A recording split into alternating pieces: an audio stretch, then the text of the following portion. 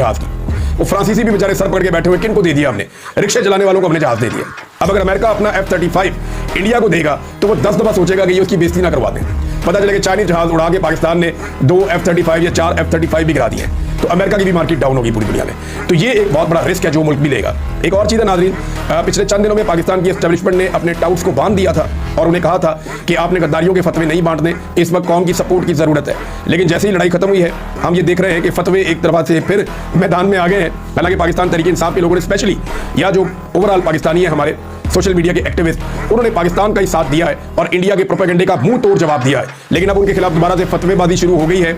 और अगर मैं इस सारे मामले को एक जुमले में रखूं तो वो ये है कि पाकिस्तान एयरफोर्स ने मैदान में, हवा में, और पाकिस्तान तहरीक इंसाफ ने मैदान के अंदर, जो सोशल मीडिया का मैदान है, इन प्रोपेगेंडे का जो एक वॉर था, उसमें भारत के साथ वही किया है जो पाकिस्तान तहरीक इंसाफ के सोशल मीडिया ने और पाकिस्तान तहरीक इंसाफ ने और अवाम ने मिलकर पाकिस्तान की एस्टेब्लिशमेंट के साथ किया